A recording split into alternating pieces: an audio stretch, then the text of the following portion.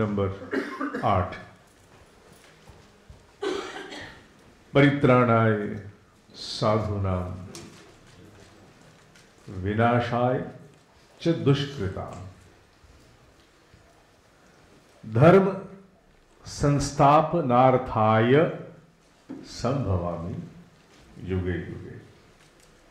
इसका पहला भाग श्लोक नंबर 7 हम लोग पिछली बार उसका अध्ययन मनन कर चुके हैं।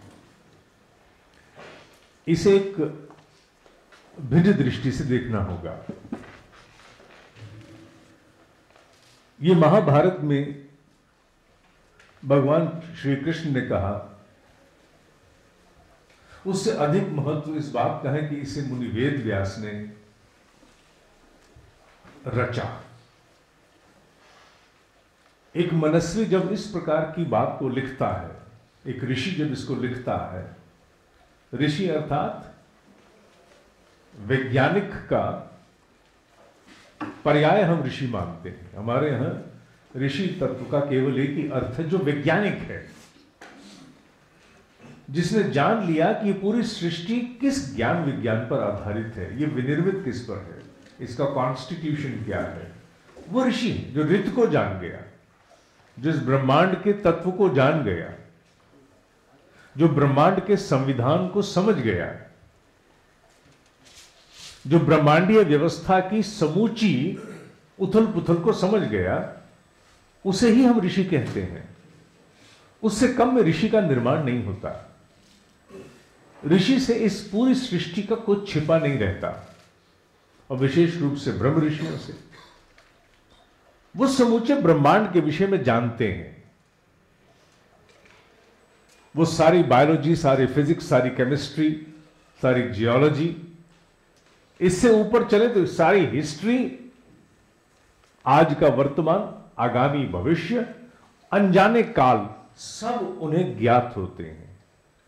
समूचा ज्ञान अर्थात जो ज्ञात है और जो अविज्ञात है हमें, वो सब उनको ज्ञात होता है। ऋषि शब्द पर मनन किए बिना इस श्लोक के साथ न्याय नहीं हो सकता। अन्यथा तो भगवान कृष्ण ने कह दिया कि कृष्ण अर्जुन, जब जब भी धरती पर कोई अन्याय होता है, अधर्म होता है, मैं अवतार लेता हूं। हाँ, अवतरण ईश्वरीय शक्ति का अवतरण होना बहुत बड़ी बात है, लेकिन इसी भाव को एक वैज्ञानिक की दृष्टि से हम समझें तो आप पाएंगे कि इसके भीतर एक बड़ा ही पृथक सत्य सामने और आता है। परित्राणाय साधुना विनाशाय च दुष्कृतां। इससे अधिक महत्वपूर्ण है धर्म संस्थापनार्थाय संभवामि युगे युगे। ऊपर वाले एक पंक्ति को समझने से पूर्व नीचे वाली पंक्ति पर अगर हम आएंगे तो देखेंगे कि कुछ नया सामने आया है। इसका अर्थ यह है कि प्रकृति का अपने प्रकार का एक विधान होता है जिससे वो किसी भी चीज का उपचार करती है। अगर इस पूरे श्लोक का भाव लिया जाए कि जहां जहां कोई असंयम, अनियमितता, कुछ भी अपवाद जन्म लेते हैं, वहां प्रकृति आकर के अपने अंतर्निहित उपचार पद्धति से आकर के उसे स्थिरता देती है, शांति देती है, व्यवस्था देती है। इस श्लोक का भाव तो ये है, धर्म संस्थापनार्थाय संभवामि युगे युगे।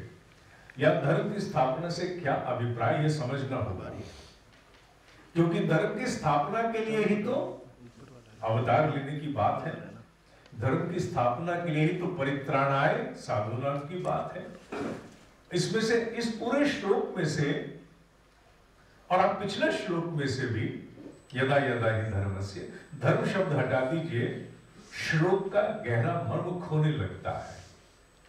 यह धर्म शब्द ऐसी धुरी है जिसने इन दो महत्वपूर्ण श्लोकों को बांध के रखा हुआ है। धर्म क्या है? बड़ी सरल सहज उसकी परिभाषा मैंने करने का एक प्रयास किया है। जो जहां की उपयुक्त व्यवस्था एवं क्रम होनी चाहिए वही उसका धर्म होता है। उसी के निर्वहन को धारण करना ही धर्म है। जीव से ब्रह्मांड तक यही व्यवस्था बनी रहती है। जब हम कहते हैं कि अग्नि का धर्म जलाना, पानी का धर्म गलाना, ठीक है, तो इसका सीधा तात्पर्य यह है कि अग्नि की व्यवस्था यह है कि उसे जलाना है, पानी की व्यवस्था है उसे गलाना है, गीला रहना है। अगर अग्नि जलाना छोड़ दे अर्थात उसकी व्यवस्था में व्यतिरेक हो गया, कोई गड़बड़ी आ गई, कोई भी ऐसी व्यवस्था, any arrangement of any kind, any procedure, any process,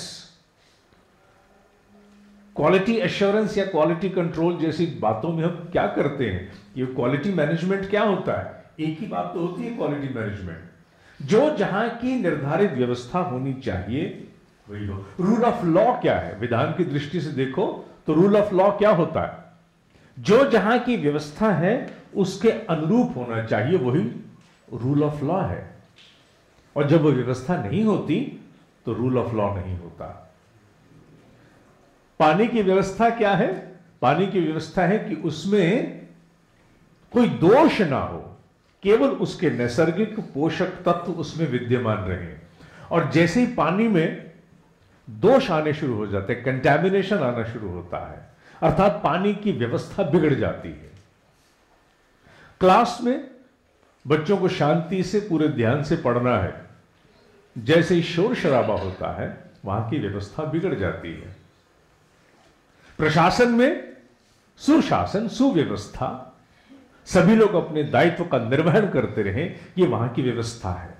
और जैसे ही लोग अपना मुंह मोड़ना शुरू करते हैं, हाथ पीछे खींचना शुरू करते हैं, वहां की व्यवस्था बिगड़ जाती है। जहां जहां जैसी जैसी व्यवस्था है, परमाणु से लेके ब्रह्मांड तक,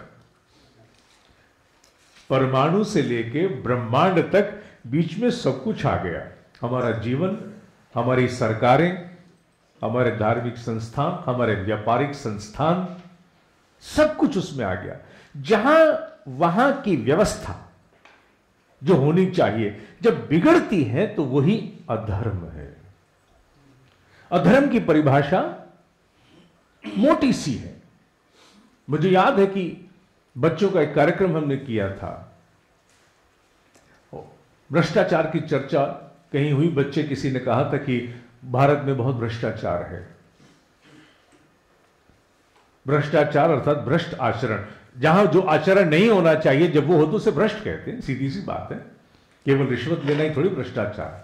एक टीचर ने खड़े होकर के बहुत सुंदर रूप से कहा, मेरे लिए भी शिक्षण था। उसने कहा कि अभी इस समय जब प्रश्न काल चल रहा है, इट्स अ क्वेश्चन आवर, तो सभी बच्चों को चुप करके सुनना है। तुम सब लोग बीच में बातें कर रहे हो आपस में, क्या यह भ्रष्टाचार नहीं है? अर्थात तुम्हारा अभी वर्तमान का आचरण है कि तुम्हें शांति से सुनना है किसने क्या पूछा और इसका क्या उत्तर समाधान में दिया गया, और तुम आपस में बतिया रहे हो, तो यह भ्रष्टाचार है, अर्थात यहां का आचरण नहीं है। उसी प्रकार धर्म और अधर्म को बहुत बड़े स्तर पर जाकर देखना होगा, क्योंकि गीता केवल एक धार्मिक ग्रंथ अर्थात उस दृष्टि से आस्था का केवल एक ग्रंथ नहीं है। गीता तब तक बंधी रहेगी, तब तक बंधी रहेगी जब तक केवल और केवल उसका आधिपत्य उपासना और मंदिर की दृष्टि से देखा जाएगा। गीता उपासना से अधिक साधना का ग्रंथ है। गीता व्यवहार का ग्रंथ है, आचरण का ग्रंथ है, केवल आस्था का ग्रंथ नहीं है। और जब तक वो आस्था का ग्रंथ बना रहेगा तब तक गीता के मर्म के साथ न्याय नहीं हो सकता। कब तक हम धर्म और अधर्म की परिभाषा केवल हिंदू इत्यादि तक ही करते रहेंगे? इसको बांध के थोड़ी रखना है हमने केवल अपनी आस्थाओं के साथ। अगर विश्वव्यापी होना है इस ज्ञान को, अगर जन जन को आलोकित करना है इस ज्ञान ने, तो इसके मर्म को एक व्यापक स्वरूप देना होगा। इसकी व्याप्ति को अधिक स्तर पर व्यापक होना पड़ेगा, और उसकी व्यापकता की हमें रचना नहीं करनी है, हमें गीता को बनाना नहीं है, वो तो श्रुति है, वो मूल रूप से रची ही ऐसी गई है।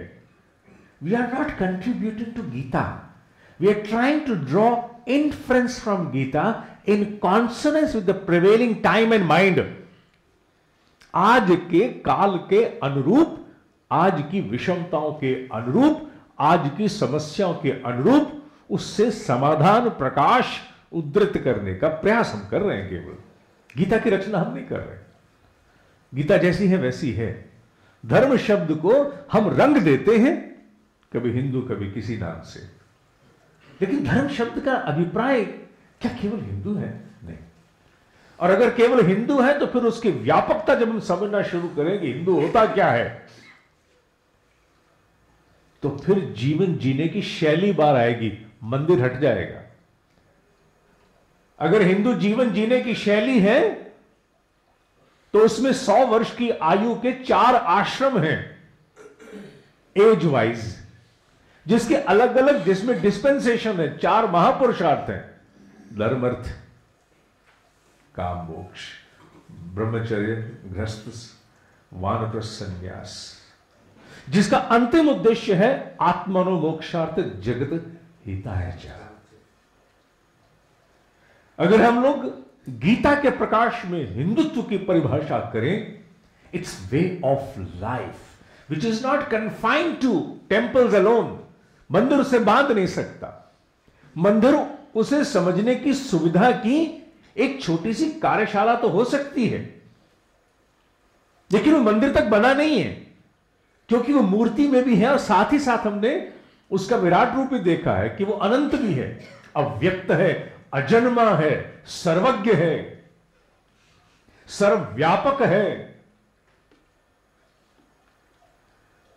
तो अगर हम लोग अपनी श्रुतियों में जाएं और हिंदू और हिंदुत्व की भी थोड़ी सी परिभाषा करने की चेष्टा करें, तो मंदिरों से कहीं ऊपर जाकर के मनुष्य के जीवन जीने की शैली के साथ जुड़ते हैं। इस शैली का निर्माण किया गया था कि जीव आत्म उत्कर्ष प्राप्त कर सके। पर्सनैलिटी डेवलपमेंट, पर्सनैलिटी शब्द मैंने उधार ले लिया है, हालांकि पर्सनैलिटी अधूरा शब्द है, मुखौटा है।